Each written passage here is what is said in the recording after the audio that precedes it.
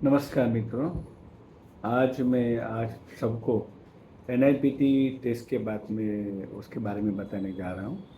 एनआईपीटी आज हर गायनेकोलॉजिस्ट को मालूम है, हर प्रेग्नेंट लेडी को भी मालूम है, क्योंकि आजकल सब लोग गूगल ढूंढ के निकालते हैं, बोलते हैं कि एनआईपीएस करना है, एनआईपीटी करना है। एनआईपीटी मीन्स उसका फुल फॉर्म है नॉन इन्वेजिव प्रीनेटल टेस्टिंग और नॉन इन्वेजिव प्रीनेटल स्क्रीनिंग।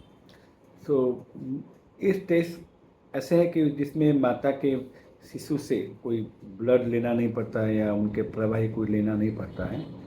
तो जैसे हम और खून की जांच करते हैं, ऐसे ही माता के ब्लड से खून लेते हैं और वो खून में 10 to 15%, 20% तक बच्चे का ब्लड भी होता है, क्योंकि प्लेसेंटा के माध्यम से प्रेगनेंसी के टाइम माता का ब्लड जैसे बच्चे में जाता है, ऐसे ही बच्चे का ब्लड माता में आता है। तो वो टेक्नोलॉजी से बच्चे का जो डीएनए है उसको अलग करते हैं माता के ब्लड से, और फिर वो डीएनए की हम सीक्वेंसिंग से, जैसे वो डीएनए के जो टेक्नोलॉजी है वो सीक्वेंसिंग टेक्नोलॉजी से देखते हैं कि उनके कौन से रंगसूत्र में, हमारे जो बॉडी में 23 रंगसूत्र है पैर में, वो रंगसूत्र में ज़्यादातर 21 रंगसूत्र मिस के कॉपी ज़्यादा होती है तो डाउन सिंड्रोम होता है।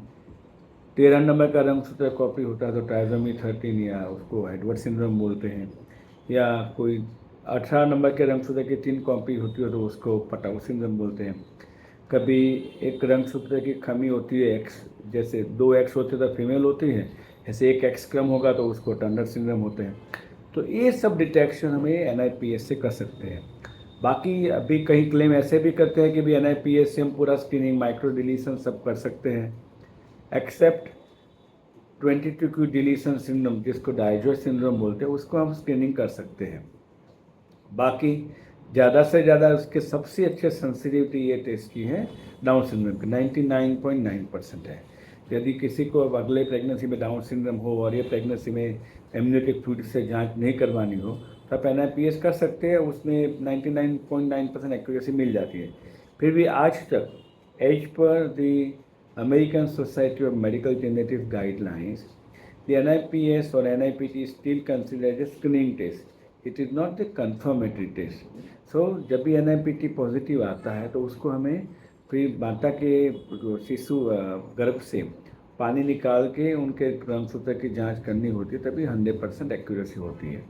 पर ज़्यादातर हमारा अनुभव ऐसा है कि NIPT में आप ट्राइसोमी 21 बहुत 100 ऑलमोस्ट 99.9% कन्फर्मेटिव हो जाता है।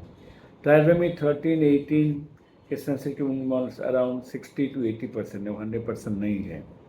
और दूसरी जो एबनॉर्मलिटी है, जो डाइजर सिंड्रोम, माइक्रो डिलीशन में सब नहीं देख सकते हैं, खाली माइक्रो डिलीशन 22q डिलीशन वही देख सकते हैं डाइजर की, और वो भी अराउंड 60-70% सेंसिटिविटी है।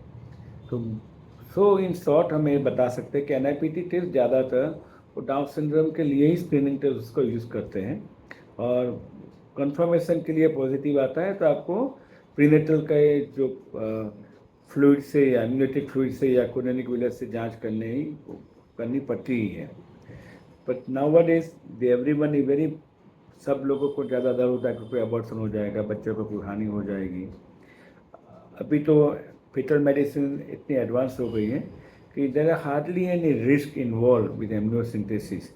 सीवी कोरोनिक विलस करते हैं तो फिर भी रिस्क है, लेकिन एम्नियोसिंथेसिस में रिस्क इज लेस देन 1% है, तो रिस्क नहीं है। फिर भी यंग वुमेन है और उनको कंफर्म करना है तो एनआईपीटी इज़ वेरी पॉपुलर टेस्ट, और आप एनआईपीटी करवा, वेरी अफोर्डेबल भी है, 8-10 हज़ार में वो टेस्ट हो जाता है। तो ऑब्वियसली हम, और उसका रिजल्ट भी एक वीक में मिल जाता है। तो ये एनआईपीटी के आप गूगल करते हो तो गूगल में भी कई लोग ऐसे भी क्लेम करते हैं कि सब एबनॉर्मलिटी इसमें मालूम हो जाती है, वो गलत है, तो उसको मानना नहीं। जो भी कोई क्लेम करते हैं, कोई आजकल कॉमर्शियल कंपनी भी बहुत हो गई है, तो वो भी अपने रिप्रेजेंटेटिव से वो गलत वो प्रचार करते हैं, लेकिन वो गलत है। कि एज पर दी ACMG गाइडलाइंस ट्राइसोमी 21 के लिए है 13, 18 एंड 22 की डिलीशन, ये सब के लिए ठीक है, बिल्कुल ये टेस्ट अच्छा काम करेगा। और कोई आपको जानकारी चाहिए इसके लिए ज़्यादा, तो आप हमें ज़रूर से इन्फॉर्मेशन भेज सकते हैं, या मुझे हमारे इंस्टीट्यूट की वेबसाइट पर जाके कांटेक्ट कर सकते हैं, हमें डायरेक्ट भी कांटेक्ट कर सकते हैं। Thank you so much, thank you.